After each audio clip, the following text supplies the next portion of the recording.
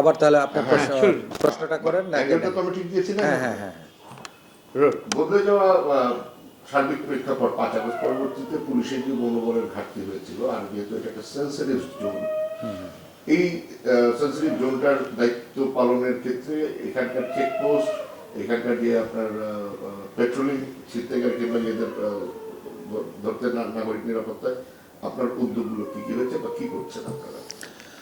ধন্যবাদ। আমরা 5 আগস্টের পরে বাংলাদেশ পুলিশের একটা বিশেষ পরিস্থিতিতে তথা ঢাকা মেট্রোপলিটন পুলিশের একটা বিশেষ পরিস্থিতির মধ্য দিয়ে আমরা গিয়েছি, আপনি জানেন।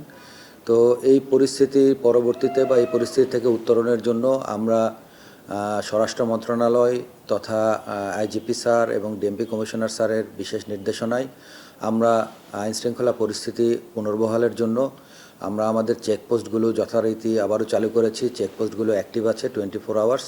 পাশাপাশি আমাদের পেট্রোল টিম, থানা এবং ফাঁড়ির পেট্রোল টিম সার্বক্ষণিক আমাদের এই যে জুরিসডিকশনের মধ্যে যে নজরদারি এটা অব্যাহত রেখেছে। এই অভিজাত পাড়া বলি বা কূটনৈতিক পাড়া বলি, এখানে কি কি ধরনের অপরাধ প্রবণতা এই 5 আগস্ট পরবর্তীতে দেখা দিচ্ছে? অনেক ক্ষেত্রে আমরা বিভিন্ন ধরনের ব্যবসা, যেরকম ক্যাবল অপারেটর বা আপনার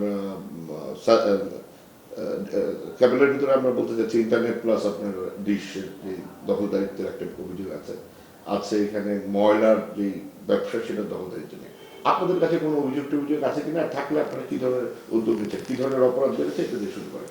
দেখুন, আমাদের সর্বশেষ যে ক্রাইম ডেটা, এই ডেটা অনুযায়ী আমাদের কাছে যে থানায় অভিযোগগুলো হচ্ছে ঠিক সেটার প্রেক্ষিতে আমি বলবো এখানে রিসেন্টলি ঢাকা শহর তথা গুলশান ডিভিশনেও আমাদের চুরি এবং ছিনতাই এই প্রবণতাটা বেড়েছে। চুরি বলতে বিশেষ করে রাস্তায় বেশ যখন ক্রাউড থাকে, ক্রাউডি পরিবেশ বা বাসে এই চলন্ত অবস্থায় মোবাইল চুরি, বিভিন্ন ধরনের পিক পকেটিং, এই জিনিসগুলোর প্রবণতা বেড়েছে। সেই সাথে একটু নির্জন এরিয়া, যেই জায়গাগুলোতে পুলিশ পেট্রোলিংয়ের একটু অনুপস্থিতি থাকে বা রাস্তা দেখা যাচ্ছে যে পুলিশ টিম আছে এক জায়গায়, দুই জায়গায় ঠিক মাঝামাঝি জায়গায় যেখানে পুলিশের উপস্থিতি নেই, ওই জায়গাগুলোতে কিছু ছিনতাই প্রবণতা বেড়ে গেছে।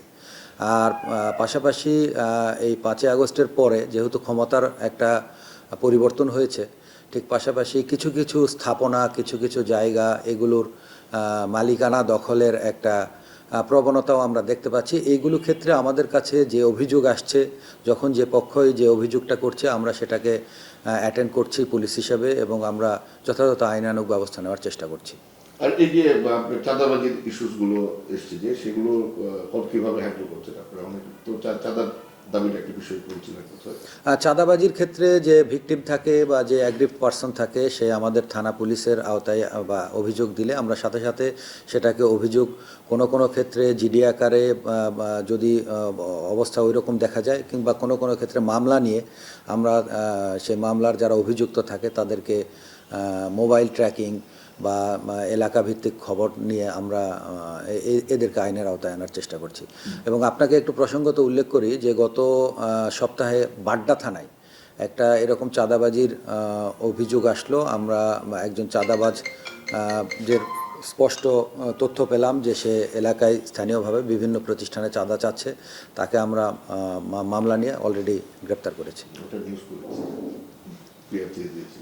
আর যে ময়লা বাণিজ্যের বিষয়ে আপনার কি তথ্য আছে? মানে আসলে কি হচ্ছে? আগে যেটা সিটি কর্পোরেশন নির্ধারিত আছে সেটা তো হচ্ছেই না, এখন দ্বিগুণ তিনগুণ অনেক জায়গা থেকে দাবি করা হচ্ছে, বিশেষ করে ব্যবসা প্রতিষ্ঠান থেকে সেবা দিচ্ছে, পাশাপাশি পরোক্ষ একটা চাঁদা। এখানে জিসানের নামও শুনতে পাচ্ছি শীর্ষ সন্ত্রাসী। না, দেখুন, ময়লার বিষয়টা এটা সিটি কর্পোরেশনের আওতাধীন বিষয়, এটা সিটি কর্পোরেশনই দেখভাল করে। তো আমাদের কাছে যদি আইনশৃঙ্খলা জনিত কোনো বিষয় আসে আমরা সেটা টেক কেয়ার করি, এবং আমাদের কাছে ময়লার বিষয় সুনির্দিষ্ট কোনো পক্ষ এখনও অন্য কোনো পক্ষকে মেনশন করে কোনো তথ্য দেয় নাই। আর জিসানের নামটা যে আসছে সেটা আপনারা কি are you taking lightly or taking seriously? Because আরেক শীর্ষ সন্ত্রাসী ইমনকে আমরা দেখেছি এলিফ্যান্ট রোডে কোপাকুপির ঘটনা ঘটিয়েছে একটা মার্কেটের আবর্জনা অপসারণের কাজ না পাওয়ায়। আর এক্ষেত্রে জিসানের উপস্থিতিটা কেন? না, আমরা জিসান হোক বা যেই হোক, শীর্ষ সন্ত্রাসী যেই হোক, আমাদের কাছে যদি ওইরকম সুনির্দিষ্ট কোনো অভিযোগ আসে আমরা অবশ্যই তাকে আইনের আওতায় আনবো বা আনার চেষ্টা করব। আর পাশাপাশি আমার কাছে একটা তথ্য, এরকম তথ্য এসেছে, আমরা সেটা সাথে সাথেই আমি আমার অধীনস্থ যে ডিপার্টমেন্ট যারাই আছে তাদেরকে বলেছি, আমরা এটা নিয়ে কাজ করছি, আমরা তথ্য সংগ্রহের চেষ্টা করব।